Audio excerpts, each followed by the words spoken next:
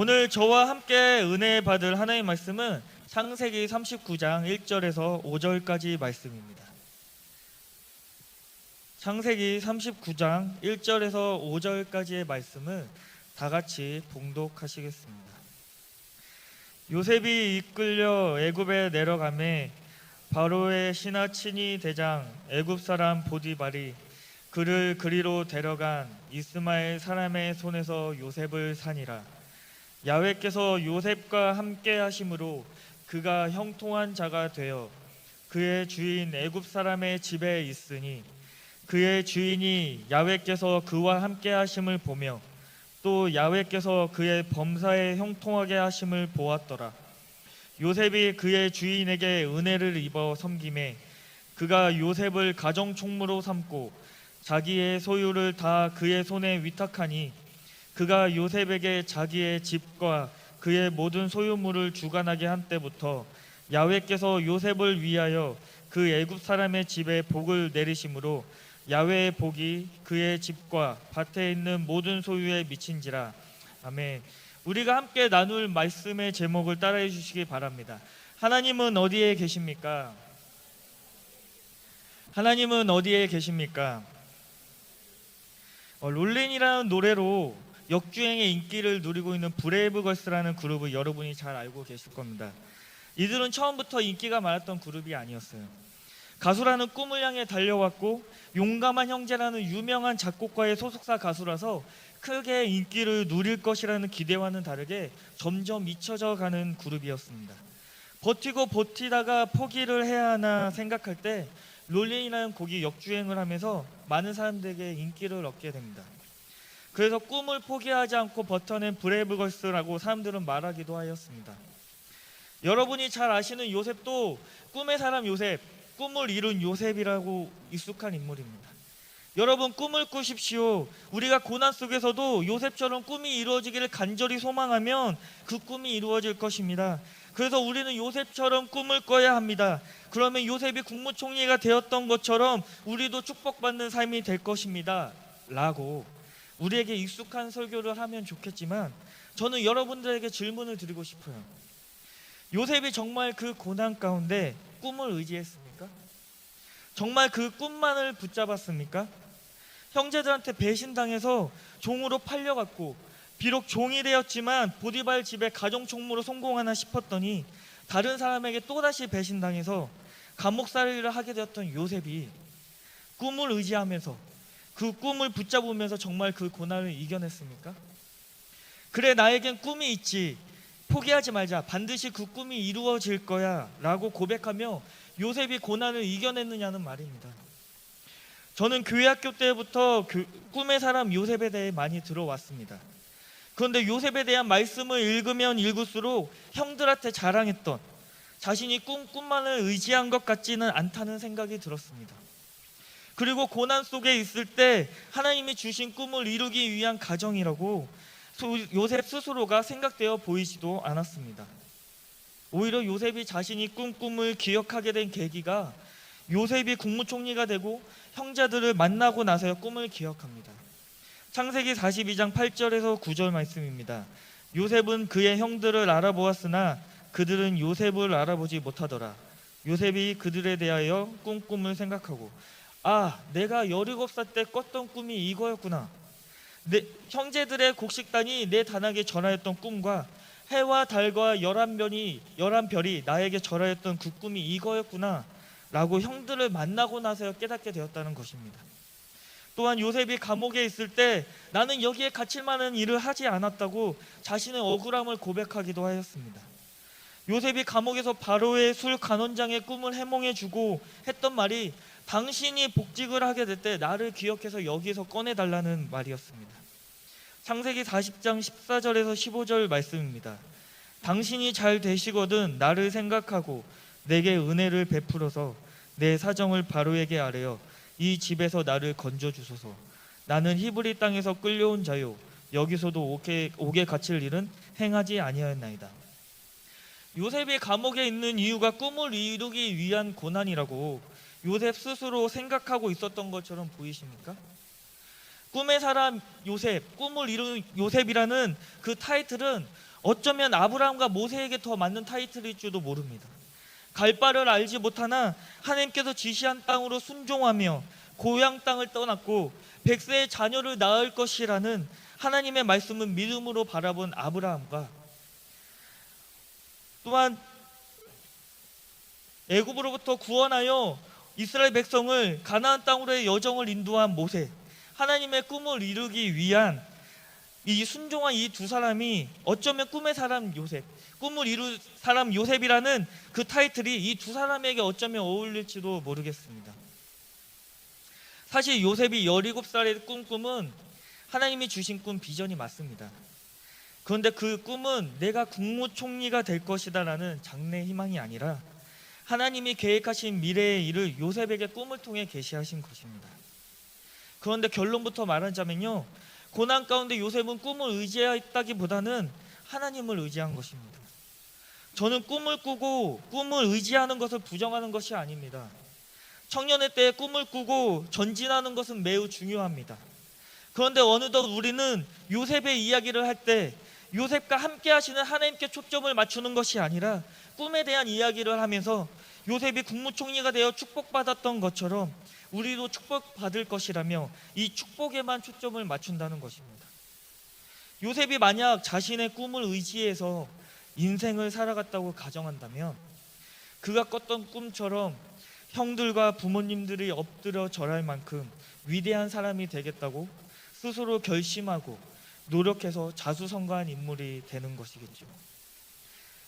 그런데 성경 속에 나타난 요셉의 모습은 그 꿈을 생각하면서 인생을 살아간 것이 아닙니다. 오히려 요셉은 꿈을 의식적으로 의지한 것이 아니라 고난 가운데 주어진 상황 속에서 하나님을 의지하고 신뢰하고 최선을 다하는 삶을 살았다는 것입니다. 하나님은 요셉이 붙잡고 있던 꿈을 이루어 주신 것이 아니라 하나님의 꿈을 요셉이라는 인물을 통해서 이루신 것입니다. 나를 통해서 이루시는 하나님의 꿈, 이것이 비전이에요. 요셉은 국무총리라는 꿈을 이루기 위해 고난을 이겨낸 것이 아니라 주어진 환경 속에서 하나님을 의지하고 신뢰하였기 때문에 고난을 이겨낸 줄을 믿습니다. 요셉이 고난 가운데 하나님을 의지하고 신뢰하였다면 하나님은 어디에 계신 것입니까? 형들의 시기와 배신 속에서 한순간에 종으로 팔려갔고 종의 신분에서 억울하게 감옥 속 죄수의 신분이 되기까지 하나님은 어디에 계신 것입니까? 절망적인 환경에서 하나님은 도대체 어디에 계신 것이냐는 말입니다. 하나님은 왜 이런 상황에서 아무런 응답을 해주시지 않은 것입니까?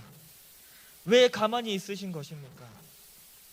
그런데 성경은 아이러니하게도 하나님은 요셉과 함께 하셨다고 합니다.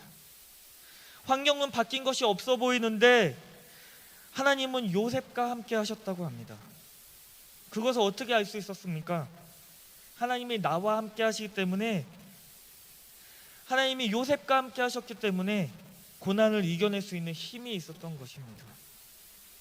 우리는 환경이 해결되지 않으면 하나님이 내 기도를 들어주시 않은 것처럼 생각합니다.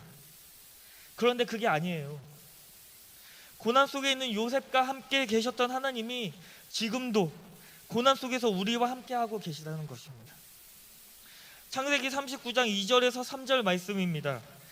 야훼께서 요셉과 함께 하심으로 그가 형통한 자가 되어 그의 주인 애굽 사람의 집에 있으니 그의 주인이 야훼께서 그와 함께 하심을 보며 또 야훼께서 그의 범사에 형통하게 하심을 보았더라. 창세기 39장 20절에서 23절 말씀. 이에 요셉의 주인이 그를 잡아 옥에 가두니 그 옥은 왕의 제수를 가두는 것이었더라. 요셉이 옥에 갇혔으나 야훼께서 요셉과 함께 하시고 그에게 인자를 더하사 간수장에게 은혜를 받게 하심에 간수장이 옥중 제수를 다 요셉의 손에 맡김으로 그 재반 사물을 요셉이 처리하고 간수장은 그의 손에 맡긴 것을 무엇이든지 살펴보지 아니하였으니 이는 야훼께서 요셉과 함께 하심이라. 야훼께서 그를 범사에 형통하게 하셨더라. 우리가 생각하는 형통, 즉 성공과 성경이 말씀하는 형통에는 차이점이 있습니다. 우리가 생각하는 형통은 부와 명예를 얻는 것을 생각합니다. 그래서 흔히 우리가 익숙하게 들어왔던 요셉의 이야기처럼 꿈을 꾸고 그 꿈을 의지하면 요셉이 국무총리가 되었던 그 축복을 받았던 것처럼 우리도 축복을 받게 된다고 생각합니다. 그러나 성경이 말씀하는 형통은 그런 것이 아니에요. 성경은 하나님이 나와 함께 하시는 것이 형통이라고 말씀합니다. 지금 비록 고난을 당하여서 죽고 싶을 만큼 힘들고 외로운 상황에 있더라도 하나님이 함께 하신다면, 하나님이 나와 함께 하신다면, 그것을 믿고 신뢰한다면 그것이 형통인 줄을 믿습니다.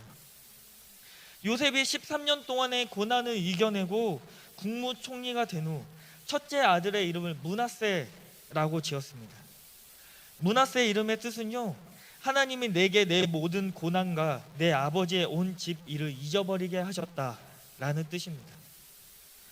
하나님이 나와 함께 하셨기 때문에 그 고난을 이겨낼 수 있었다고 요셉이 고백하는 것입니다. 추후에 요셉이 형들을 제외하고 그들을 용서하면서 자신에게 일어났었던 이 고난들이 하나님이 계획하심이었다는 것을 고백합니다. 창세기 45장 7절에서 8절 말씀입니다. 하나님이 큰 구원으로 당신들의 생명을 보존하고 당신들의 후손을 세상에 두시려고 나를 당신들보다 먼저 보내셨나니 그런즉 나를 이리로 보낸 이는 당신들이 아니오 하나님이시라. 하나님이 나를 바로에게 아버지로 삼으시고 그 온 집의 주로 삼으시며 애굽 온 땅의 통치자로 삼으셨나이다. 요셉의 이야기는요, 여러분도 꿈을 꾸고 그 꿈을 의지하며 축복받는다는 이야기가 아니에요. 고난 속에서도 하나님이 함께 계시고 그분을 신뢰해야 한다는 것을 우리에게 이야기하고 있는 것입니다. 요셉의 이야기를 통해 본 하나님은 바뀌지 않은 종의 신분에서도, 상황이 더 심각해진 제수의 신분에서도 하나님이 요셉과 함께하고 계셨다는 것입니다. 우리가 흔히 고난을 이겨낸다고 말할 때 보통 그 고난이 해결되는 상황을 이겨낸다고 생각합니다. 우리가 고난당했을 때 하나님이 고난을 없애주시는 것이 그 고난을 이겨낸다고 생각합니다. 나는 믿네 라는 찬양의 가사 중에 이런 가사가 있어요. 내 앞에 바다가 갈라지지 않으면 주가 나로 바다 위 걷게 하리. 사실 내 앞에 바다가 있어서 그것을 통과하지 못하는 상황이라면, 만약에 내가 하나님이라면 그냥 바다를 없애버리고 통과시키는 것이 사람에게는 편한 것 아니겠습니까? 그런데 하나님은 그런 능력이 충분히 있으시잖아요. 그런데 하나님은 그 바다를 없애는 것이 아니라 그 바다 위를 걷게 하신다는 것입니다. 우리의 인생 중에 고난 없는 사람은 없습니다. 하나님은 짠하며 고난을 없애주시는 것이 아니라 하나님이 우리와 함께 하심으로 그 고난을 이겨낼 수 있게끔 동행하신다는 것입니다. 요셉의 삶을 통해 우리는 어떠한 상황과 고난 속에서도 하나님을 의지하고 하나님이 나와 함께 하심이 형통인 것임을 알았습니다. 그런데 사실 이렇게 사는 것이 쉽지 않잖아요. 머리로는 알고 있는데 작은 고난이 와도 우리는 쉽게 무너집니다. 그만큼 우리는 연약합니다. 하나님이 살아계시다면 어떻게 우리 가정에게 이런 일이 있을 수 있냐고 그렇게 원망합니다. 또한 그렇게 의심하기도 합니다. 그런데 하나님이 나와 함께 하신다는, 하나님이 나를 사랑하신다는 의심할 수 없는 증거가 있습니다. 바로 예수님입니다. 로마서 5장 8절 말씀입니다. 우리가 아직 죄인 되었을 때 그리스도께서 우리를 위하여 죽으심으로 하나님께서 우리에 대한 자기의 사랑을 확증하셨느니라. 하나님이 자신의 사랑하는 아들 예수 그리스도를 우리에게 주셨는데 어떻게 하나님이 우리와 함께 하신다는 것을 의심할 수 있으며, 예수님이 우리를 구원하기 위해 십자가에 달려 죽으셨는데 어떻게 그 사랑을 우리가 의심할 수 있겠습니까? 그래서 우리에게는 예수님 때문에 소망이 있는 것입니다. 디모데전서 2장 5절 말씀입니다. 하나님은 한 분이시오 또 하나님과 사람 사이의 중보자도 한 분이시니 곧 사람이신 그리스도 예수라.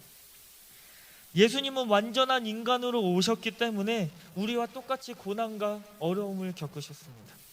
같은 민족에게 수치와 모욕을 당하셨고 무엇보다도 십자가의 고난의 그 고통을 온몸으로 느끼셨습니다.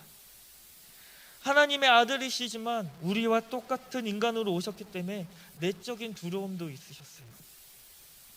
얼마나 많이 내적으로 힘드셨으면 땀방울이 핏방울이 되고 주님 이 잔을 내게서 옮기시옵소서 라고 기도까지 하셨겠습니까? 그럼에도 불구하고 예수님이 내적인 두려움을 이겨내실 수 있었던 이유는 성부 하나님을 의지하고 신뢰했기 때문인 줄을 믿습니다. 상황과 환경은 다르지만 우리와 똑같이 고난을 당하셨고 그 아픔을 아시기 때문에 예수님은 우리의 중보자가 되시는 것입니다. 저는 20대 초반까지 부유한 집에서 살았어요. 140평 단독주택에 정원이 깔려있는 그런 집에서 살았었습니다. 저의 가족은 지금까지도 제가 술을 한 번도 안 마셔본 걸로 생각하고 있지만 저는 일주일에 한두 번씩 술도 마시면서 놀기를 좋아했고 하나님께서 주신 물질을 허랑방탕하게 사용했습니다. 그런데 20대 중후반 여러분들의 나이대에 자살을 생각할 정도로 죽고 싶었어요. 천국과 지옥이 있다는 것을 믿었기 때문에 차마 자살을 행동으로 옮기지는 못하고 하나님께 매일 기도했습니다. 하나님, 저 좀 죽여주세요. 제발 저를 좀 데려가 주세요 라고 말입니다. 부유했던 우리 가정이 한순간에 무너지기 시작했습니다. 아버지의 사업이 무너지기 시작하면서 밤마다 빚쟁이들이 찾아왔고 저는 빚쟁이들을 찾아가면서 일주일만 기다려주세요. 일주일 후에 얼마를 갚겠습니다 라고 90도로 허리를 굽히며 빌었어요. 드라마에나 나오는 일들이 저한테 일어났던 것입니다. 자존감이 바닥을 쳤고 매번 죽고 싶다고 하나님께 기도했습니다. 그리고 하나님을 욕하기도 했습니다. 당신이 정말 하나님이야? 어떻게 우리한테 이럴 수 있어? 라고 말입니다. 하나님께 욕으로 시작했던 기도들이 점차 살려달라고, 제발 우리 가족 좀 살려달라고 하나님께 빌었습니다. 아버지 회사를 살려야겠다는 생각에 무보수로 3년 가까이 일했습니다. 그래서 친구들에 비해 모아둔 돈도 없었고 교회에서 셀 모임, 총무단 모임 할 때면 일이 있다고 말하고 모임에 불참한 적도 있습니다. 왜냐하면 모임을 하게 되면 식사를 해야 되는데 돈이 없으니까요.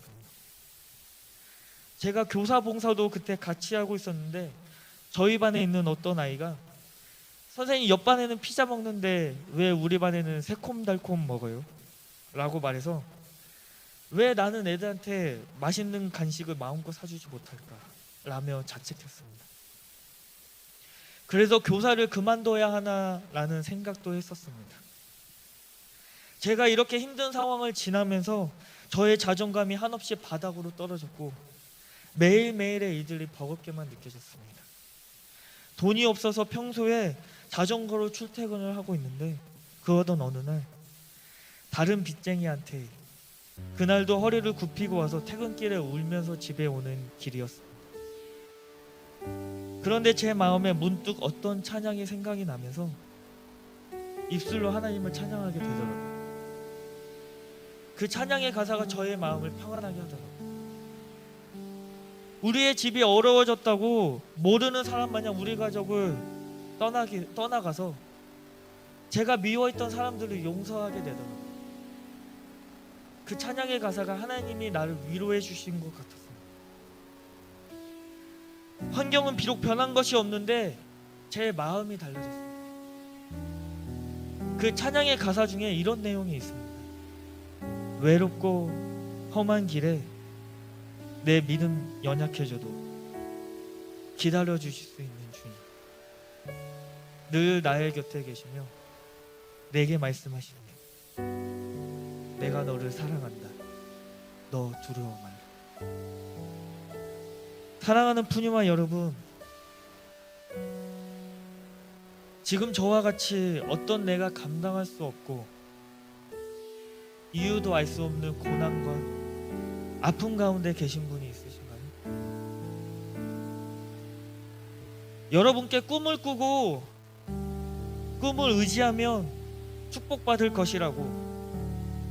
제가 우리에게 익숙한 설교를 여러분들한테 하면 좋겠지만 그렇게 말씀드리지 못해서 미안해요. 그런데 사실 우리가 꿈 때문에 고난을 겪는 것보다 우리의 일상생활에서 오는 고난이 더 많잖아요. 대학 입시 때문에, 취업 때문에, 가정환경 때문에, 사람과의 관계 때문에, 그런 것들 때문에 오는 고난들이 더 많잖아요. 이런 상황에서 제가 말씀드릴 수 있는 것은 하나님께서 여러분을 사랑하신다는 거죠. 그 사랑이 여러분께 위로가 되었으면 좋겠습니다. 여러분 많이 힘드시죠? 눈에 보이는 것이 없고 손에 잡히는 것이 없고 귀에 들리는 것이 없는 것처럼 힘들고 막막한 상황이지만 하나님은 여러분들을 사랑하시고 여러분과 함께하고 계십니다. 요셉이 고난 속에서도 하나님을 의지하고 신뢰하였던 것처럼 우리가 하나님을 의지하고 신뢰한다면 이 고난을 넉넉히 승리할 줄을 믿습니다. 하나님은 어디에 계십니까? 하나님은 저와 여러분과 함께하고 계십니다. 하나님의 사랑과 위로하심이 저와 푸념아 여러분들에게 충만하기를 주님의 이름으로 축원드립니다. 사랑과 은혜가 풍성하신 하나님, 이 고난이 없어졌으면 좋겠는데, 힘들지 않았으면 좋겠는데, 그만큼 힘든 상황에 있는 우리 푸념아 지체들이 있을 텐데 하나님께서 사랑하시는 우리 푸념아 지체들과 함께 동행하여 주시고 그 고난을 이겨낼 수 있는 힘과 위로를 베풀어 주시옵소서. 고난 속에서 우리와 동행하시는 하나님을 바라봅니다. 부족한 종이 푸념아 지체들의 각자의 상황은 다 알지 못하지만 하나님은 다 아시오니 하나님 긍휼히 여겨 주시옵소서. 예수 그리스도의 십자가의 사랑을 의지할 수 있게 하여 주시옵소서. 하나님 또한 가정을 회복시켜 주시옵소서. 하나님을 믿지 않는 가정이 주님께로 돌아올 수 있게 하여 주시옵소서. 주 예수를 믿으라, 그리하면 너와 내 집이 구원을 얻으리라는 말씀을 붙들며 기도합니다. 하나님, 구원의 문이 우리들의 가정에 임하여지게 하여 주시옵소서. 하나님, 지체들과 또한 가족들 중에 아픈 사람들이 있습니까? 저가 채증을 맞으면서 너희가 나음을 입었느니라고 말씀하신 주님, 예수 그리스도의 보혈로 깨끗하게 씻어주시옵소서. 내가 나사렛 예수 그리스도의 이름을 명하노니 깨끗함을 받을지어다. 아픈 부위가 깨끗하게 치료함을 받을지어다. 하나님, 깨끗하게 치료되어서 주님께 영광 돌릴 수 있는 증인된 삶을 살아갈 수 있게 하여 주시옵소서. 하나님, 무엇보다도 우리의 삶 속에 예수 그리스도를 닮아가게 하여 주시옵소서. 예수 그리스도의 사랑과 향기를 전하는 축복의 통로가 되게 하여 주시옵소서. 예수님 사랑합니다. 예수님의 이름으로 기도드립니다. 아멘. 지금은 우리 주 예수 그리스도의 무한하신 은혜와 아버지 하나님의 영원하신 사랑과 보혜사 성령님 내주 교통 충만하시고 위로하심이 하나님을 신뢰하고 의지하는 푸념아 지체들의 가정과 학업과 직장생활 범사 위에 지금으로부터 영원토록 함께 있을지어다. 아멘.